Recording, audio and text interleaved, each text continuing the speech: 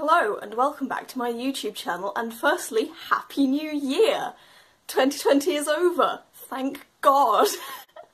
Christmas happened recently and also my birthday. Yay, I have a birthday at the end of the year, and as a result I received a lot of books. I always ask for a lot of books for Christmas and for my birthday, and my family never disappoints, so I thought I would do a nice easy video of just me going through the books that I received for my birthday and for Christmas, and some of the nice bookish things that I also received. Also, if the quality on this video is a little bit nicer, maybe not the quality, but just a little bit brighter and fresher, I got a ring light for my birthday, which is incredibly exciting and means that I now can control the lighting in my bedroom, meaning I can film not always at like 11 AM when the sun is at its highest during the winter months. So finally I have more control over my filming setup.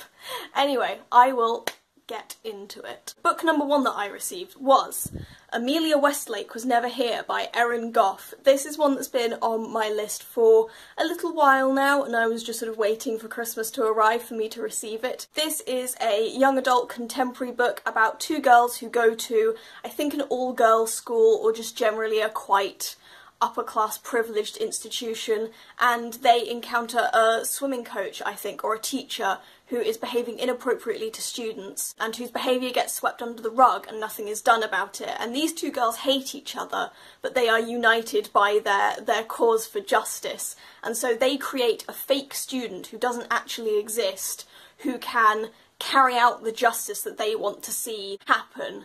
And so it is about them trying to find justice in this institution, about fighting against patriarchy, I guess, and about, it seems, them falling in love. So it looks like we've got some nice enemies to lovers, a nice lesbian romance, some shenaniganery with fake students. Shenaniganery is not a word. I thought it sounded thoroughly entertaining, and yeah, that's basically my whole basis for wanting it. Book number two that I received this year was I Was Born for This by Alice Oseman. Now, you don't have to have been here for a very long time to know that I love Alice Oseman with all of my heart. I have read Radio Silence, I have read Loveless, and I have read the Heartstopper webcomic, but I haven't read any of her other works. I thought it sounded very, very interesting. It is about a girl named Angel who is part of the fandom for a boy band called The Ark, and it is about when she runs into this band that she has been a fan of for so long, and it is about fan culture and about the internet and being in the public eye, and I thought it sounded really, really interesting, and it's an Alice Oseman book. I'm probably going to like it a lot. Book number three that I received this year is the big old shiny boy, King of Scars by Leigh Bardugo. I adore Six of Crows and Crooked Kingdom. They are one of my favourite books. I adore them. I am so invested in them and the characters. I read the Shadow and Bone trilogy earlier this year because there's a Netflix series coming out which is a blend of Shadow and Bone and Six of Crows, which I am apprehensive and excited for. It's coming out April this year and I am so excited, but I felt like in order to be able to enjoy the series properly, because otherwise I would just be going there for the Six of Crows content, I ought to read Shadow and Bone. So I read Shadow and Bone. It's not very good, if I'm honest. I didn't really like it very much. It's kind of, it was too cliche young adult fantasy for me. But anyway, I thought I would move ahead with the rest of the books about the Grishaverse. Rule of Wolves is coming out this year, which is the second part of King of Scars, which is about Nikolai, who was one of my favourite characters from Shadow and Bone, considering I didn't like it very much. And I just felt like I ought to catch up on it, not least because the Shadow and Bone, King of Scars, Six of Crows fandoms are all quite interlinked because, of course, they all take part in the same universe. And so I felt like I was kind of missing out a bit, having not read King of Scars and not really knowing much about that side of things, so I thought I would ask for the Chonky Boy, and I received the Chonky Boy. Yep. Book number four that I received was Devil Darling Spy by Matt Killeen. Now this is a sequel to a book that I read in 2019 called Orphan Monster Spy, which is about a preteen or early teens girl who is living in Germany during the Second World War, and it is about her becoming involved in the espionage and Allied force roles in Germany and attempting to overthrow the Nazis in her own subtle ways. She, in that first book, is employed to go undercover at one of the Nazi boarding schools for girls and to report back what is going on in there, and while she is there she of course uncovers some horrible things, she meets some awful people, and I found it a really, really compelling book from just a badass teenage girl perspective, but also from talking about a lot of the things that go unsaid. For example, there is discussion of child molestation, of paedophilia, of abuse that goes on at these schools and with the various individuals that she has to befriend in order to find out more information, and I found it gutting and beautiful, and so I thought, I can't not read the sequel because I need to know how Sarah does. I am invested, and also the cover is simply gorgeous. I adore it. The fifth book that I received this year was from my grandparents, and it is Hamlet by Maggie O'Farrell. Now, can I say, this isn't one that I asked for. All these other books were ones that I put on my wish list, and so my parents had the very easy job of just going through my list and picking out ones that they could get for me. This was one that I had been eyeing up a little bit because it was submitted for the Women's Fiction Prize this year, and so I was like, that sounds interesting, but I didn't expressly ask for it. However, my granny and my granddad bought it for me, completely unknowing of my wish to read it, so they did a damn good job there. Hamlet is the story of Shakespeare's youngest child. William Shakespeare had 3 children, and his youngest 2 were twins called Judith, I think, and Hamlet. And Hamlet died when he was very, very young, and this is the story of the inspiration behind Hamlet, which is the play he wrote following the death of his youngest son, and it is about his wife and his children and their relationship, and it's obviously fictional, but it has a lot of strong basis in the facts of Shakespeare's life and in Tudor life generally, and it sounds right up my lane. I really like Shakespeare, if I haven't already mentioned, and it's got a beautiful cover. So yeah. The sixth book that I got this year was The Deep by Rivers Solomon. Now this is one that I was influenced to buy by Paperback Dreams because she talked about this in one of her videos. I think this year, it might have been last year, but she talked about how good it was and I wanted to buy it. This is about a colony of sea-dwelling people who are the descendants of pregnant African slave women who were thrown overboard during the slave trade voyages, and they are a population that developed from those women and from the fetuses inside them, and so it is about the memories of this people who were obviously subjected to awful things but who were able to find a small element of freedom in living underwater in this colony, and so it is about generational trauma and collective memory and culture and experience, and I thought it sounded really, really difficult but really, really interesting. It is obviously by an author of colour, and I am very interested in reading more diversely. It's also a very, very nice slim book, so I'm looking forward to getting this in when I need to do some reading but I'm not totally invested in reading something longer. And just look at that illustration on the front. It's beautiful. I'm really looking forward to it. Book number 7 that I got this year was one from my lovely significant other. We are in a long-distance relationship. It does mean that we haven't been able to see each other for an entire year, so I got a lovely Christmas/birthday package through the door yesterday, which made me very, very happy, so thank you, Ben.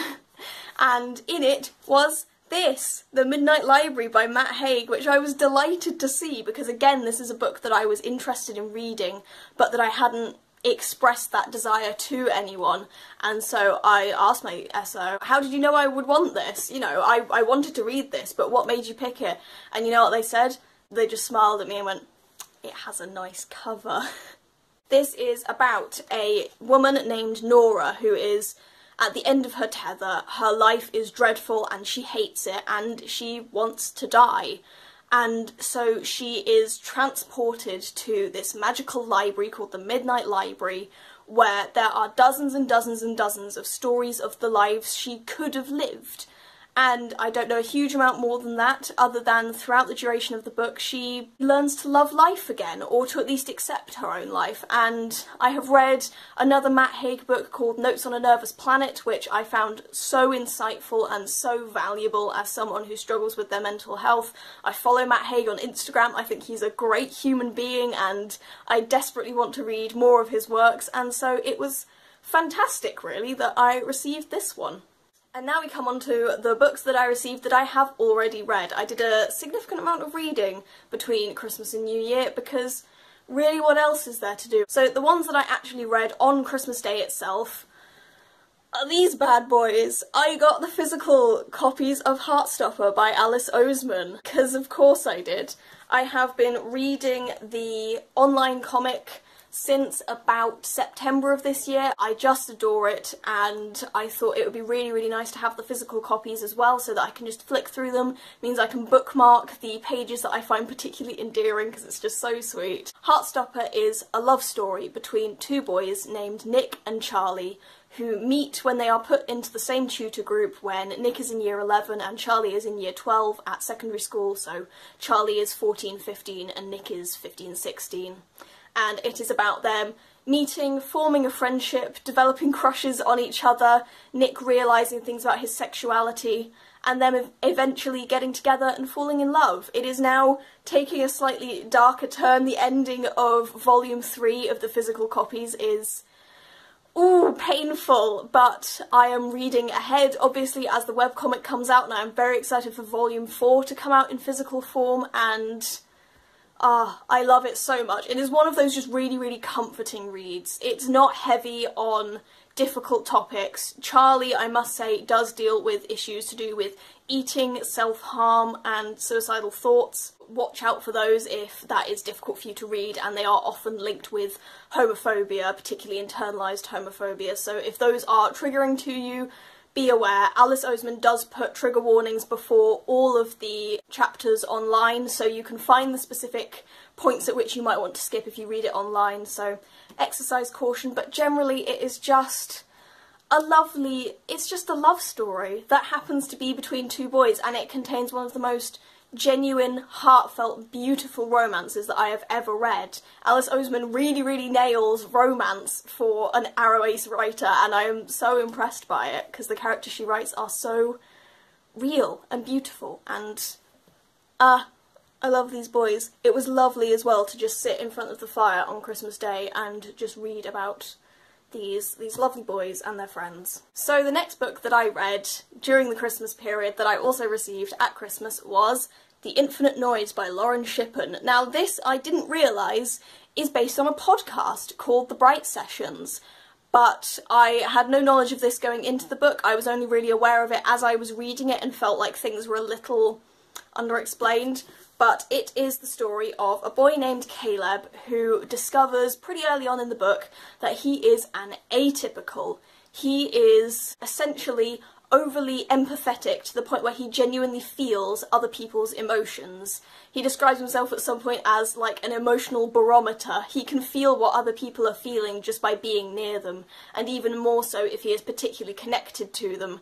And in comes Adam, a boy who is struggling a lot with his own feelings, with not liking himself very much, and Caleb soon realises that he is super tuned to Adam's feelings, and from there a friendship develops, and Caleb learns a lot about his own feelings, about how to tackle these feelings of overwhelm and anxiety, and it develops into a nice little romance. I feel like that's not a spoiler to say. I thought it was really, really interesting. The concept of the atypicals fascinated me, and that was what drew me to ask for this book in the first place, is just the idea of someone who can pick up on other people's emotions, and that is their superpower in effect, just fascinated me. I did find that it was a little weirdly plotted in places. It really felt like there were some bizarre time skips at points where I wouldn't have put time skips, and so it made it a little bit stilted and a little bit strange. I wasn't a huge fan of the romance either. It seemed a bit bland, if I'm honest, but I still thoroughly enjoyed it. I read it in only a couple of sittings across one entire day, and I was very much interested. I think I would probably recommend listening to the podcast first if anyone's thinking about reading this, just because I found it confusing, and frankly my interest was in the atypicals rather than Caleb and Adam themselves. So I think I definitely would have got more of that from just listening to the podcast. But as an individual story, it's really interesting. It has a great cover as well, I have to say. And it just makes a nice little story. And then the final book that I received for Christmas / my birthday, and the final one that I also read this year, Sleepwalking by Meg Wolitzer. Again, this is one that I was influenced to ask for by Paperback Dreams, who talked about it in one of her videos and gave it 5 stars, which, if you also watch Paperback Dreams, you will know is an incredibly rare occurrence. And oh, this one gave me a lot of feelings. It is a story about a girl named Claire who is part of the Death Girls at her university. She and 2 other girls are obsessed with a dead female poet. So there is Naomi, who is obsessed with Sylvia Plath, there is Laura, who is obsessed with Anne Sexton, and then Claire herself is obsessed with a fictional dead poet named Lucy Asher. And together they sit together in dark rooms, read the poetry, stay up all night and obsess over these dead female writers. In comes Julian, who is a couple of years older than Claire, who develops a bit of a crush on her because she is so mysterious, and they begin a relationship.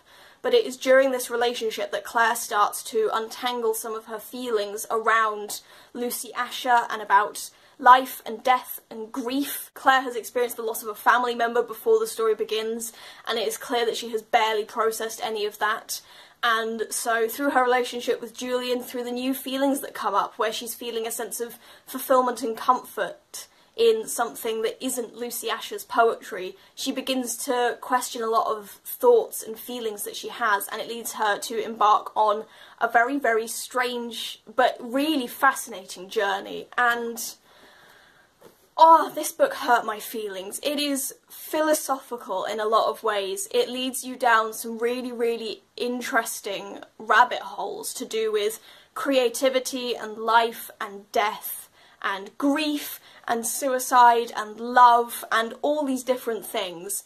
And it is painful in a lot of parts, but so beautifully written, so carefully considered. This was a debut novel written by a 23-year-old, and I was shocked to learn that because it is such an exceptional story. It is one that I truly feel like could be studied in a classroom because it is so beautiful. And as someone who is an ardent admirer of Sylvia Plath's poetry, it was so impressive to read this book that unpicks all the thoughts and queries I've had in myself about Sylvia Plath's poetry and about what it means to be a writer who is valued even more now that you are dead, and the implications of someone's death upon the poetry they wrote while they were alive. And this just blew me away. I don't know how much I liked it, because it's not a happy book. It's not really there for you to love. But I found it just so endlessly fascinating, and it tugged at my heartstrings, and I adored reading it. So I think I have to say that I loved this book, and I would highly, highly recommend it. So those are all the books that I got, and now I will show you some of the bookish things that I got this year. First of all, in my stocking at Christmas, I got this. It is a teeny tiny, very shiny pin badge that I don't think you'll be able to read at all. You won't. But it is a pin badge by an Etsy shop called Literary Emporium. I will link them below because they are a lovely small business. And it is of Cleopatra with a lovely little headdress on with one of her wonderful quotes on it. It says, "Give me my robe, put on my crown, I have immortal longings in me," which is what she says before she opts to kill herself when she finds out Mark Antony is dead, when Rome is sieging Egypt. And Antony and Cleopatra is my favourite Shakespeare play. It's a lovely little pin badge. I like it very, very much. This is perhaps my favourite bookish thing that was gifted to me this year. It is an art card of the lovely girls from Loveless by Alice Oseman at Pride. So you can see Georgia War with her Arrow Ace flags, you can see lovely Rooney with the Pan flag on her shirt, and adorable Pip with lesbian face paint and a nice inclusivity pride flag. I adore it. I'm going to put it up somewhere in my room. And then the final bookish thing that I received that I would like to talk about is a 14 poems subscription. Now this was a very nice targeted Instagram advert that I got, which honestly accounted for a lot of my my bookish requests this year. So 14 Poems is a London publication that puts out one issue every couple of months. You get 4 issues by the end of the year of 14 poems by queer poets. So they often ask specifically for poets of colour to come forward and submit their poetry. You get paid for your poetry submissions. And so you get a lovely slim little volume of queer written, minority written poetry. And I asked for a subscription to it, and so I now have a year's subscription. I got 1 back issue with my little subscription and a nice tote bag and a handwritten message, and I read this yesterday. The poetry is phenomenal. It's hard to believe that some of these people are still small artists in that effect, that they haven't been published before, or that they are self-publishing their own pamphlets and things, because some of this poetry is just incredible. The one that really sticks out in my mind from this issue, if I can find it, Katsu Ilka Odori Don, I believe. It's a Chinese dish. I'm sorry if I'm really pronouncing that badly. By Padraig Reagan. Again, sorry if I'm pronouncing that wrong. But it talks about eating this squid dish where the tentacles dance when you pour soy sauce on them, and it's just the sodium making the nerves react. But through this metaphor it talks about death and life and the impulses, and then ends with this beautiful little couplet, which is, when the time comes, feel free to keep a limb of mine and drench it with soy if you feel lonely, which is just phenomenal. And I'm so excited to get another 3 of these through my door, because I love me some poetry, as you know, and this in particular is excellently written poetry by minority queer poets who need extra support, and I am so happy to be able to ingest their work like this. So, those are some of the books and bookish things that I received for Christmas and my birthday. Thank you very much for watching. I hope it was interesting to see what I have received, what I will likely be reading in the coming months. Of course, I still have a significant number of books already on my to-read pile that I haven't touched yet, but this is my new additions to the pile, so I'm looking forward to getting a head start on all of these in 2021, because thank God 2020 is over. Oh look, you got to see my tattoo. I can show it off again. Please like this video if you liked it. Comment down below what books and bookish things you got for Christmas / any other celebrations that you have during the winter season. I love seeing what people have been asking for, particularly the bookish things that other people might not have considered or heard of, and so I would love to know what you are going to be getting up to reading this year. Subscribe if you want to see more of my bookish content, and I will see you next time. Oh, my ankles. Oh, why am I getting old? I'm only 19. Shut up, Kate.